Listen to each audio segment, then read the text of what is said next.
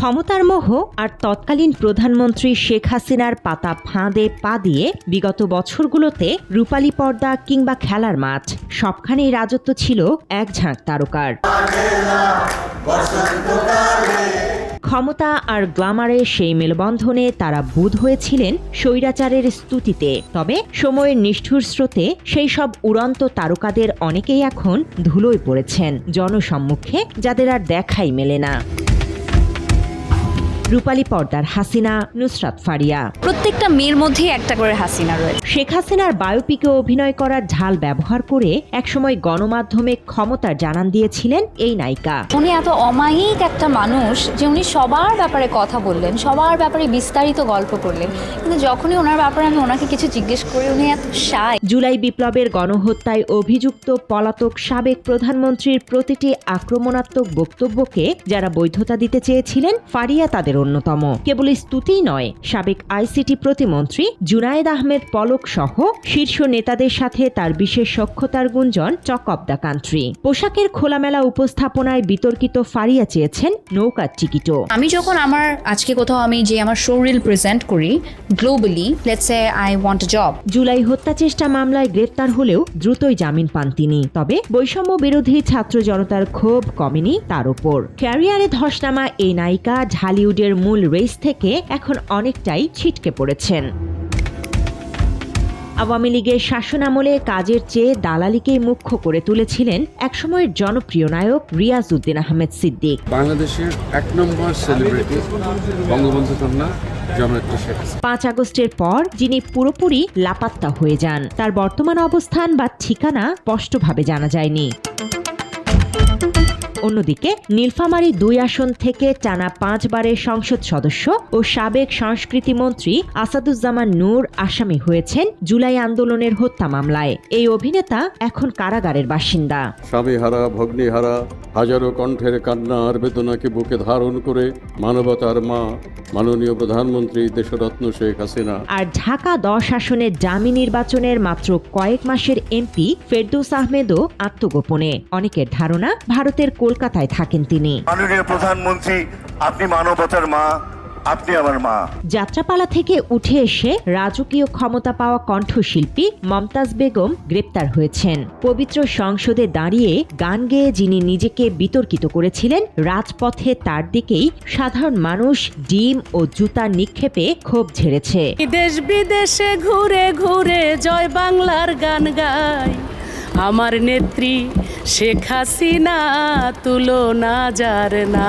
এদিকে দেশবিরোধী ষড়যন্ত্রের অভিযোগে আটক হলেও বর্তমানে বহাল তবিয়তে আছেন আওয়ামীপন্থী আরেক অভিনেত্রী মেহের আফরোজ শাওন। সামাজিক যোগাযোগ মাধ্যমে তার ষড়যন্ত্র থেমে নেই। এখনো নিয়মিত আওয়ামী লীগের দালালি করে পোস্ট দিতে দেখা যায় তাকে। শাওন আমাদের অনেক মামলায় অনেক প্রভাব বিস্তার করেছে এবং আমাদেরকে অনেক হুমকি ধামকি মারধর সবকিছু করেছে। অভিযোগের তীর ঢালিউড নায়িকা নিপুণ আক্তারের দিকেও। আওয়ামী লীগ নেতা শেখ সেলিমের ক্ষমতার অপব্যবহার করে পুরো চলচ্চিত্র ইন্ডাস্ট্রি জিম্মি করার অভিযোগ তার বিরুদ্ধে। এমনকি ব্যক্তিগত পার্লার উদ্বোধনেও তার সাথে দেখা যেত সেলিমকে। নিপুণ যেটা করে গেছে, আবার এটাতে এতে লজ্জার আর কিছু হইতে পারে না।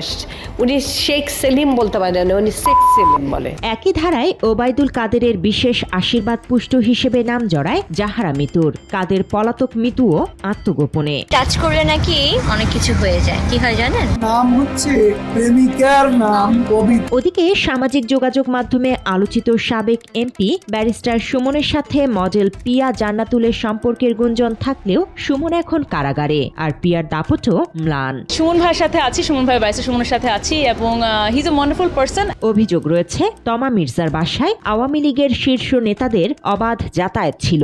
তবে স্বৈরাচারী দল আওয়ামীপন্থী হওয়ার বদনাম থাকলেও এখনো প্রকাশ্যে ঘুরে বেড়ান তমা। চরম বিতর্কিত চিত্রনায়িকা পরিমণি, সাবেক ডিবি প্রধান হারুনুর রশিদ এবং পুলিশ কর্মকর্তা গোলাম সাকলায়েনের সাথে তার অন্তরঙ্গ স্ক্যান্ডাল দেশ জুড়ে আলোড়ন তোলে। ভোল পাল্টে এখনো একই রকম রয়েছে এই নায়িকা।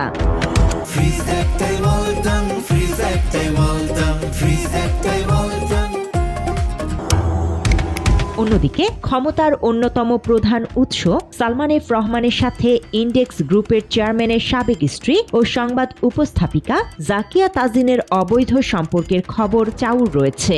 সালমান এখন কারাগারে, জাকিয়াও নিখোঁজ। আপনাদের সবাইকে স্বাগত জানাচ্ছি, আমি জাকিয়া তাজিন। একইভাবে সাবেক তথ্য প্রতিমন্ত্রী মুরাদ হাসানের সাথে আপত্তিকর ফোনালাপ ফাঁস হয় মাহিয়া মাহির। এই সম্পর্ককে কাজে লাগিয়ে সংসদ নির্বাচনে আওয়ামী লীগের মনোনয়ন চেয়েও অবশ্য পাননি মাহিয়া মাহি। ক্ষমতার পরিবর্তনে দুজনই রয়েছেন অন্তরালে। এখন তুই আসবি, এখন এখন আসবি। এছাড়া আওয়ামী দালাল হিসেবে পরিচিত অভিনেত্রী সুবর্ণা মুস্তফা, চঞ্চল চৌধুরী, শমী কায়সার, সাজু খাদেম, হদিস নেই কারুরই।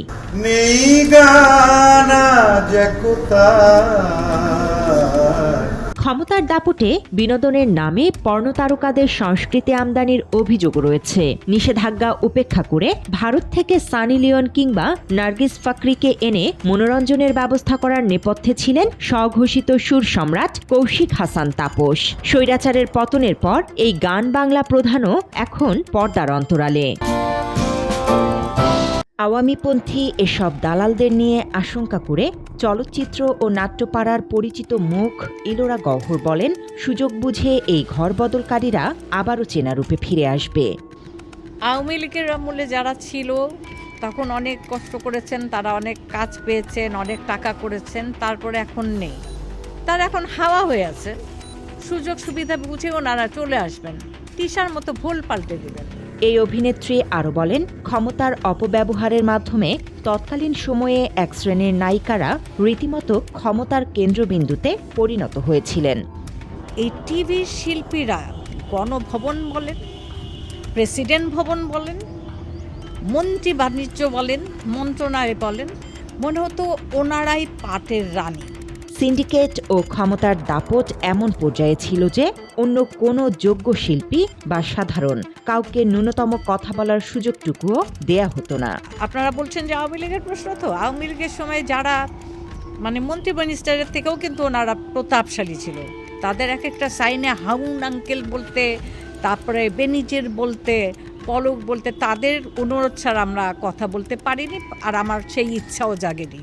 বিনোদন ছাপিয়ে স্বৈরাচারের কালো থাবা পড়েছিল ক্রীড়াঙ্গনেও। বিসিবিকে পৈতৃক সম্পত্তি বানানো নাজমুল হাসান পাপন দেশ ছেড়ে পলাতক। জানা গেছে তিনি এখন থাকেন ইংল্যান্ডের লন্ডনে। আর ছাত্র জনতার অভ্যুত্থানের পর নড়াইল থেকে নৌকার টিকিটে এমপি হওয়া মাশরাফি বিন মুর্তজাকেও প্রতিহত করেছে ছাত্র জনতা। মামলার আসামি হয়ে মাশরাফিও রয়েছেন গোপনে। সম্প্রতি তার বাবা গোলাম মর্তুজা গণমাধ্যমকে জানিয়েছেন, মাশরাফি মানসিকভাবে চরম বিপর্যস্ত, এমনকি মৃত্যুর পর তার মরদেহ নড়াইলে না নেয়ার ওসিয়ত করে রেখেছেন তিনি। তবে সাবেক এই অধিনায়কের এমন ক্ষোভ বা অভিমানকে ভালোভাবে নেয়নি ছাত্র জনতা। উনি কি করলেন, ওই রাতের ভোটের লোভে পড়ে গিয়ে হঠাৎ করে উনি আওয়ামী লীগে যোগ দিয়ে দিলেন। আমরা খেলোয়াড় হিসেবে পছন্দ করি, কিন্তু খেলোয়াড় ছাড়াও ওনার একটা সবচেয়ে বড় অপরাধ হচ্ছে উনি খুনি হাসিনার সহযোগী ছিলেন, এবং এই খুনি হাসিনাকে সহায়তা করেছিলেন বাংলাদেশে মানুষের বুকে গুলি চালানোর জন্য। আবেগ নেওয়ার একটা ইয়ে ছিল, এছাড়া আর কিছুই না। কারণ তিনি যখন আওয়ামী লীগের সময় ছিলেন, তিনি তো আর আওয়ামী লীগের বিরোধিতা করেননি, বা তিনি 5ই আগস্টের যে ইয়ে ছিল এটাতে তো তিনি সমর্থন সরাসরি কোনো সমর্থন আমরা দেখি নাই। সুতরাং এটা মানুষের সিম্প্যাথি গেইন করার জন্যই তারা এটাই বলছে। মাশরাফি বিন মুর্তজা হচ্ছে একটা আবেগ নিয়ে খেলছে, জাস্ট আর কিছুই না। ও যদি ছাত্রদের পক্ষে থাকতোই, আদৌ যদি থাকতো, তাহলে সে শেষ ইলেকশন, রিসেন্ট যে ইলেকশনটা হলো 2024-এ, লাস্ট যেটা আমলে হয়েছিল, সে সেখান থেকে সরে দাঁড়াতে পারতো। একই পরিণতি মাগুরায় 1 আসনের হাসিনার মনোনীত সাবেক এমপি সাকিব আল হাসানের। হত্যা মামলার আসামি হওয়ায় দেশে ফেরা অনিশ্চিত, থমকে গেছে আন্তর্জাতিক ক্যারিয়ারও। বর্তমানে আমেরিকায় থাকা সাকিব বিভিন্ন সময়ে কথা বলেছেন গণমাধ্যমে। সম্প্রতি এক সাক্ষাৎকারে জানিয়েছেন, সুযোগ পেলে আবারও আওয়ামী লীগের রাজনীতিতেই ফিরতে চান তিনি। সময়ের চাকা ঘুরে গেছে। একসময়ের প্রভাবশালী ও গ্ল্যামারাস তারকারা আজ কেউ পলাতক, কেউ বা অন্ধকার প্রকোষ্ঠে। ক্ষমতার অন্ধ মোহে অন্ধ না হয়ে দেশের তারকারা ভবিষ্যতে সুস্থ ও আদর্শিক রাজনীতি করবেন। কোনো ফ্যাসিবাদের দোসর হবেন না, চাটুকারিতার বিনোদন বাদ দিয়ে জনগণের শিল্পী হবেন। জুলাই বিপ্লবের পর এমনটাই প্রত্যাশা দেশের কোটি ভক্ত ও সাধারণ মানুষের। বাংলা এডিশন, ঢাকা।